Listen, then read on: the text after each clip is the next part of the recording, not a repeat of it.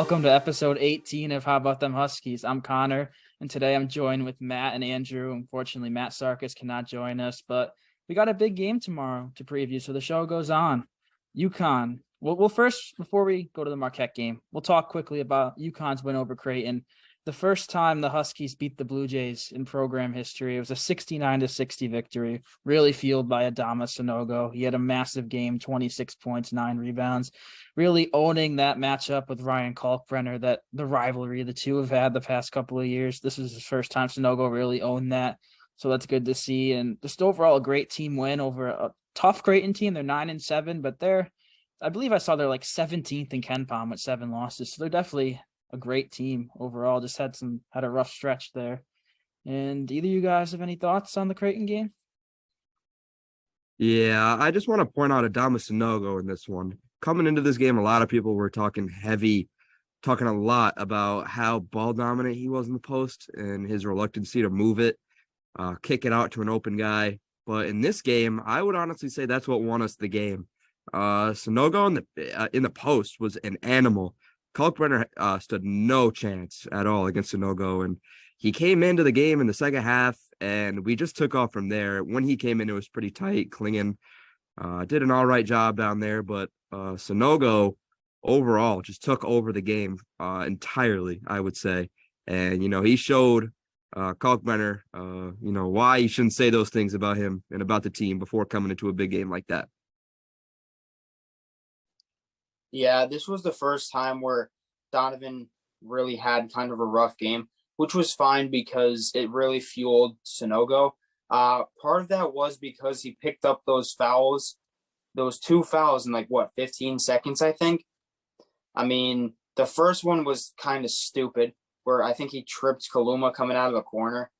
That was kind of stupid. I mean, the play was over. Kaluma was going to get the layup. Why are you fouling like that? But then the second one, where he got up on Kalkbrenner, because we all know what Kalkbrenner was trying to do there, trying to lob it to him and get the alley-oop, but Klingon rejected him and got called for the foul, which was fine, but, he picked up those 2 fouls right after he went in, it seemed, and Adama hardly got any bit of a break, so I think that's really what fueled him today, was knowing that their backup center was in foul trouble and that he really needed to be effective on all sides of the basketball, which he definitely was.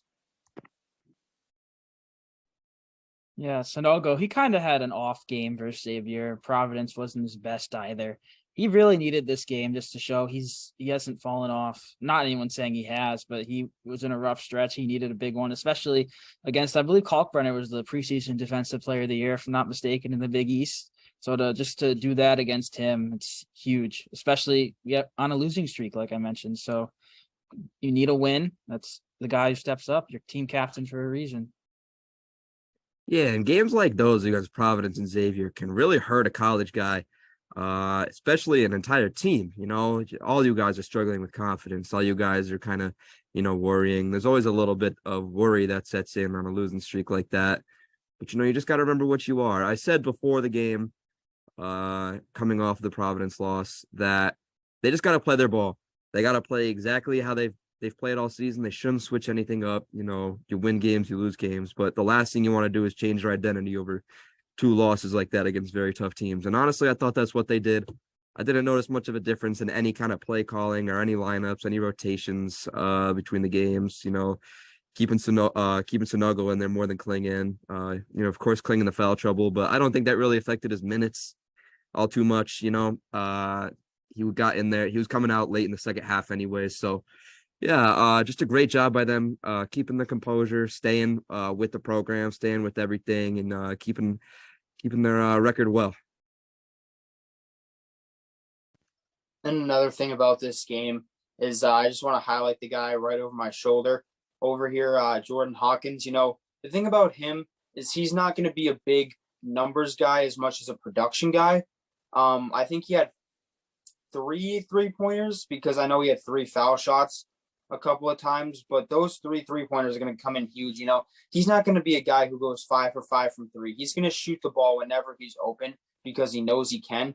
And is he going to make it every time? Obviously not, but he's going to be more of a production guy for this team than a per se numbers guy. Like, you really want a guy like Sanogo to go 12-13, 13-14, something like that. But, you're fine if a guy like Hawkins goes 4 for 10, 5 for 11, something like that, because he's producing where this team needs it most, which is around the perimeter, but not too much. And, if there's one guy I want shooting the three every time, it's obviously Jordan Hawkins. But I feel like he got a little bit pushed under the rug because of Sanogo's big 26-point game. So I just wanted to give him the credit where it's due for sure.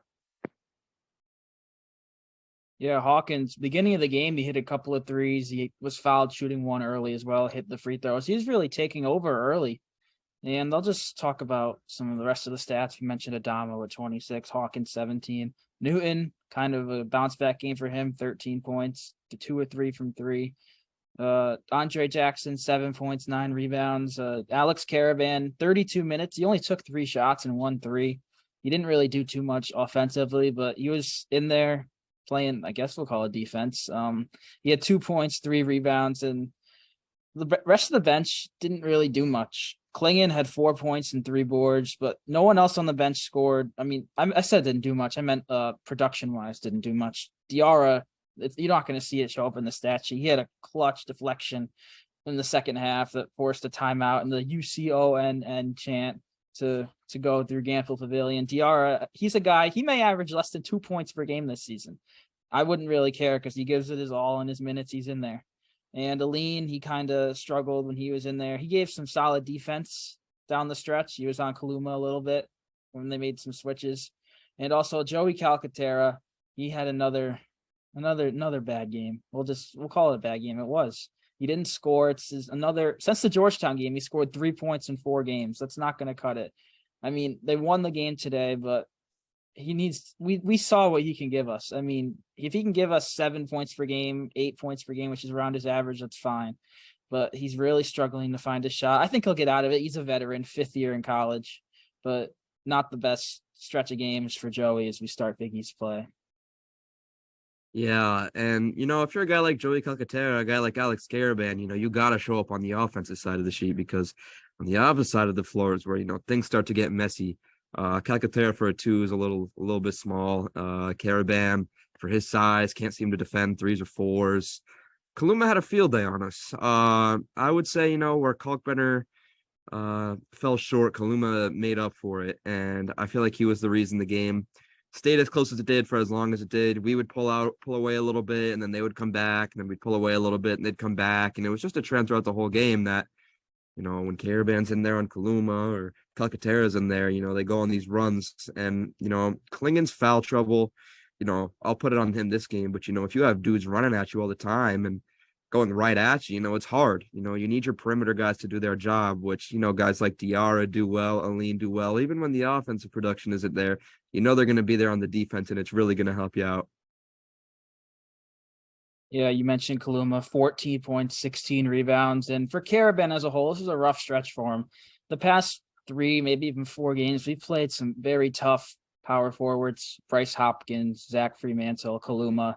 Even the next game with Marquette, Omax Prosper, if he's there, even Oso Iguodaro may see some time at the 4. So those are great players. A lot of the best players in this conference are big men, not true centers, but like those forwards, like I mentioned. So it's a tough spot for Caravan to be in a spot I think we see maybe split minutes with Samson Johnson in that game if he's healthy, which I hope. I'm not sure if he'll be back from Marquette. I hope he will. I haven't seen anything on that. But yeah, tough stretch for Caravan defensively. I just want to bring up something here. I just want to see what you guys have to say about it, because me personally, I've been thinking about it a little bit. Alex Caravan moving down a slot, put him into the 2. I know we're pretty jacked up there. We have a lot of talent there, but if you can't guard the big guys, I mean, what is he really doing on the offensive end that is pushing him to that 3-4 role? He shoots the ball really well, and he can get to the paint. If you could have a bigger 2 guard out there to have on a lot of these Big East guards, I don't really see that as much of a problem the way the Big East is played. Just food for thought. Just let me know what you guys think about that. He's got to guard the biggest guard that's on the floor, really, is what it comes down to, because those forwards, they're just push him right out of the paint. I mean, I'd rather have him and Jackson switch on the defensive end, because Jackson is tough down there. He doesn't take crap from anybody. And I mean, I don't want to call him the word I was going to, but I mean, Caravan's just like his defense hasn't been great to start, but I would much rather see him guard the three and have Jackson guard the four, or really like not even position wise, just the biggest guy on the floor have Sonogo guard, and then the second biggest have Jackson, because Jackson's quick, little undersized, but he can get up there. But yeah, I just haven't seen a lot of what I liked from Caravan's defense. So I'm definitely going to agree with you, Matt, there, because it hasn't been great so far. Yeah, and having a guy like Andre Jackson on the team, like you mentioned, is very valuable, especially when you have an issue like this. I'm not sure if you guys remember, but Andre Jackson gives me a little bit of that Gerald Green vibe from whenever it was 2015, 2016, when the Celtics expanded him essentially the entire floor because Amir Johnson couldn't get a rebound. Having Andre Jackson on a team where you're struggling with defense is like a godsend, because you can put him anywhere and he can guard anyone. I would say, except for center, you could put him 1 through 4. He'll bring the ball up. He'll guard the best player on the other team. And it gives a lot of guys a chance to kind of, not really take a break, but to get an easier matchup and to kind of, save their energy for the offensive end, which, we've kind of needed with guys like Calcaterra and Aline, and those guys aren't showing up. So, yeah, definitely a good thing to have Jackson there when this is an issue. So I'll play devil's advocate a little bit here. I mean, if you play Caravan at the 2 or the 3, I think the 2 is a little unrealistic for him. Maybe the 3. I assume, unless you're considering Jackson the 4, it'd be when Sampson comes back and he'd be the 4, Sonogo or Klingon the 5. Those are 3 guys who really you don't want them handling the ball. I would prefer to have 3 ball handlers on the court at all time. I mean, obviously, if Caravan's at the 3, you'd imagine Hawkins or Jackson, and then either Newton or DR or some combination of the guards. But if you consider Jackson a 4, I agree with that. But if you have Caravan, Johnson, and a center out there, I don't think we'll see that lineup too often, especially with some of the quick guards we have in this conference. And I'll just go through the rest of the Creighton stats real quick, and then we'll move on to the Marquette game. Ryan Kalkbrenner, 9 points and 4 rebounds, really just outmatched by Sonogo, despite he's a taller dude. He's like 7'1", I believe, but Sonogo grabbed twice as many rebounds. Baylor Shireman, he struggled shooting 1 of 7 from deep. He's the transfer from South Dakota State. He didn't have his best game. Ryan Nembhard, 12 points, and he had 0 assists. And I was just looking at box scores before we came on, because I know he's a great point guard, probably one of the best true point guards in the conference. And there was only one game outside of this one. He had fewer than 4 assists all season. So it's huge to do that. It shows we're limiting him on offense. And then Trey Alexander, another one of their core 5, I'll call it. They really only play 5 guys. He had 11 points. So they got okay production out of their top guys, but no one really was the star that they needed to win. Like, no one on the bench played more than 10 minutes in this one. And the one that was closest, Fran Forbello, didn't take a shot. So they're 5 deep, which could be an issue come Big East play. And I think now, before the Marquette game, we're gonna do a little SeatGeek ad read. And I know, Andrew, you had something in mind here, so I'll give you the floor. Yeah, we're going out to Marquette, out in Milwaukee, Wisconsin, and if any of our viewers, want to take a weekday trip, midday in the week, out to Milwaukee, Wisconsin, then you know who to get your tickets from. SeatGeek, using our code HBTH. Hotels, flights are expensive, and so is the cheese in Wisconsin. So $20 off your ticket if you use our code HBTH. So make sure to use that if you're going out to Milwaukee to support the Huskies on Wednesday night. Yeah, that game, I'm looking at SeatGeek right now, the app, starting at $22. That's $2 if you want to use the code HBTH and get your $20 off. I mean, in Milwaukee, the same arena the Milwaukee Bucks playing, maybe you'll see Giannis, who's basically Adama Sonogo. You guys either know what I'm talking about or have no idea. We're not going to get into that right now for some other reasons. But yeah, use code HBTH if you want to head out to Milwaukee on Wednesday. And I think we'll move into the Marquette preview here. Marquette, just today, the new AP poll dropped. They're in there, number 25. So this is a top 25 road game for the Huskies.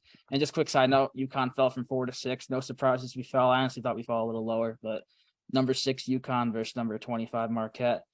Marquette, they're an interesting team. They're another group that really has their core starting lineup and then just not minimal bench production, but less than a typical team.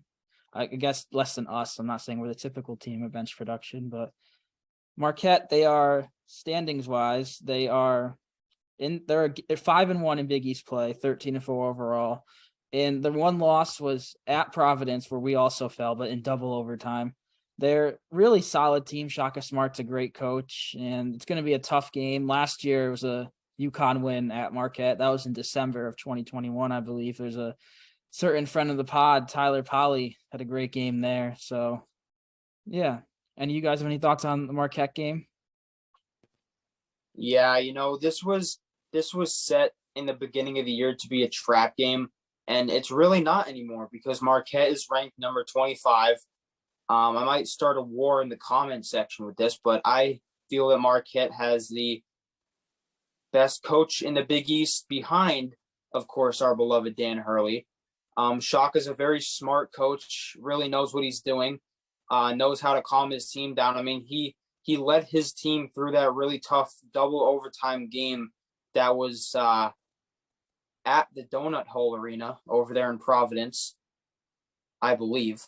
And, I mean, they lost that game, but he led a team that's like, I don't know how to describe it. Like, there's no, like, standalone player really on that team that you say, oh, yeah, that's their best player for sure. But they're a good team, very well coached. So, really, we have to watch out for this Marquette team, especially on the road. Again, I don't know how many people are going to be at that game, Wednesday night in Wisconsin, who knows, but still on the road either way. And this could be a game that we drop because we come into it lightly, after a big win against Creighton on top of the world. And then Marquette probably out coaches us or something like that. So we gotta look out for the defensive play from the guards, I think, is going to be the big key for this one.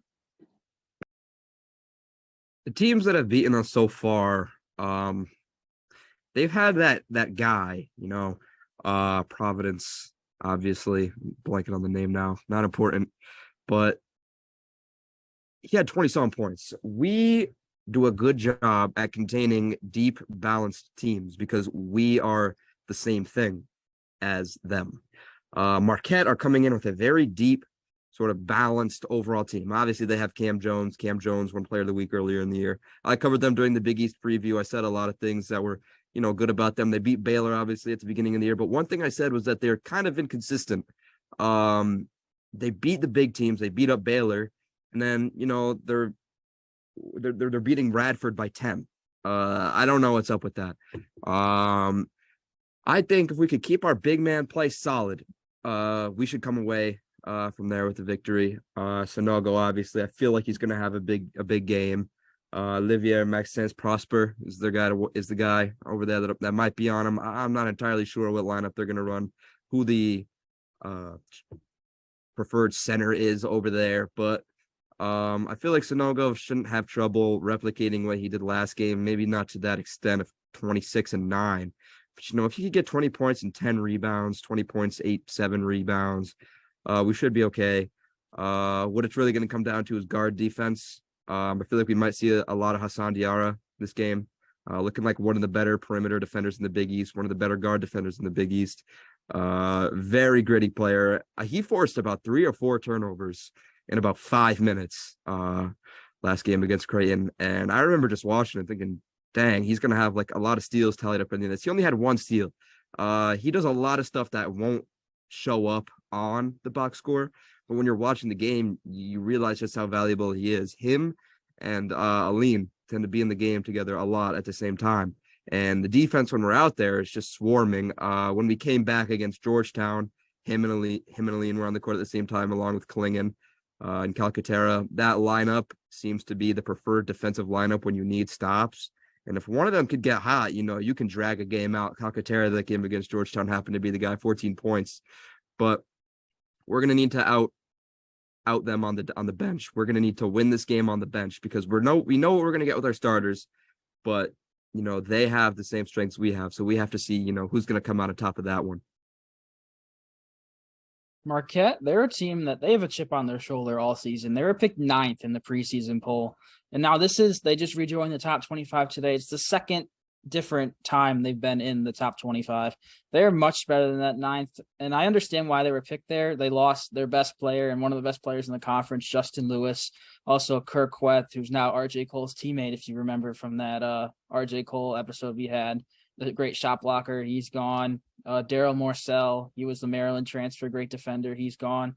So it makes sense. They didn't really add too much per se. So it makes sense they had the ninth in the Big East preseason poll. But they're definitely much better than that. A team you should not take for granted. And I remember, Andrew, you said that when we back in December, we were thinking, when is UConn going to lose their first game? You said this one, and I still think it's a possibility. Even now, we may drop this one. It's a little Big East road games are always tough. We know that already. I just want to go back on what I was talking about. Bryce Hopkins. Bryce Hopkins was the guy. I'm not sure how I blanked on that. Yeah, you're good. We're trying to get that out of our memory, so you're fine.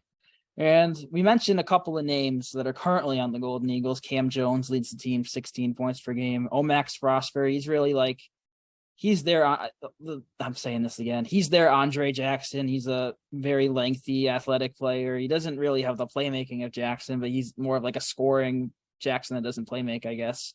So he's really not like Jackson. I don't know where I'm going with that. But he's a player to watch. I think Andre should guard him because he's like, he'll be at the 4 to start, I believe. Yeah, he'll be at the 4.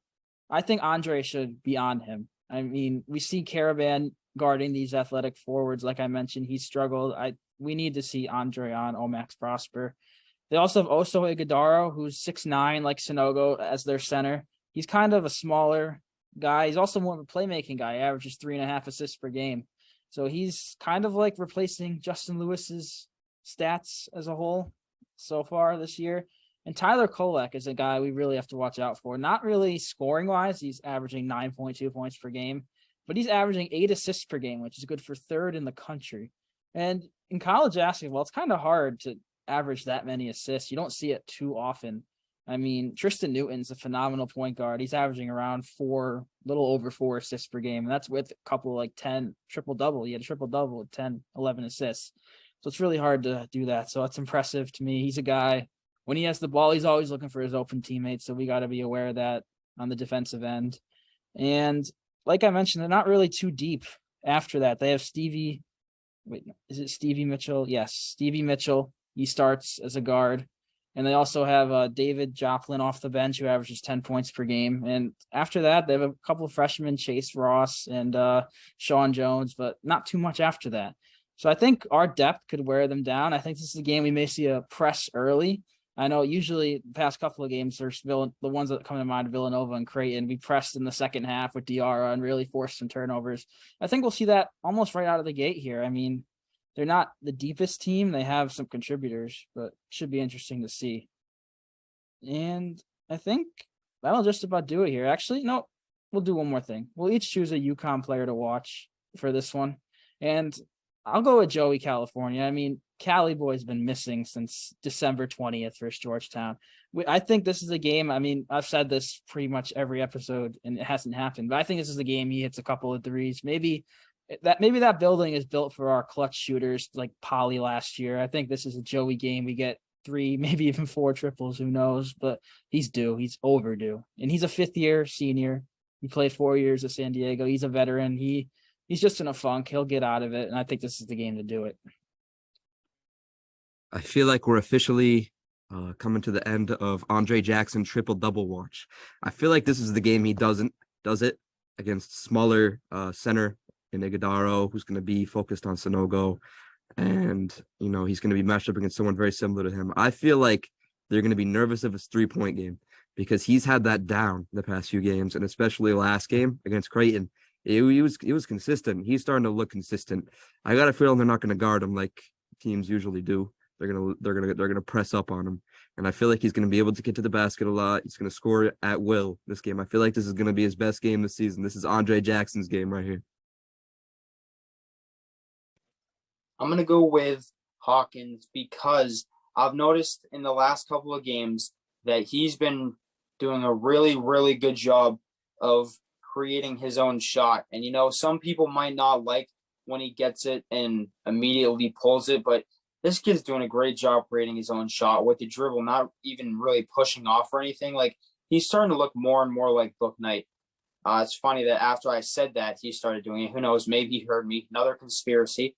He watches the pod and listens to Andrew Warren's basketball advice because God knows I'm number one coach on that team. But I just think this is a game where he goes off for over 20, maybe even over 25, just because I don't know how well Marquette's going to guard him, and even like with the shot creating, like they might give up the inside to him or something. So I'm gonna say Hawkins to watch out for this one, because this is a game where if people aren't on Newton, California, even if Caravan is not on, then Hawkins is just gonna take control of this game and cruise by the Golden Eagles. All right, and now I think that'll just about do it here for this episode. We previewed the Marquette game, quick recap of Creighton. It's going to be a great game Wednesday night. Win or lose, it's going to be a tough one. All Big East battles are. And yeah, hopefully we'll have another episode out before the St. John's game on Sunday. We also may be doing something special potentially for the Marquette game. We're not sure about that, so we're not going to announce anything as of right now, but look out for something potentially. Well, I'll make an announcement. I'll make it clear. But yeah, thanks for watching and stay tuned.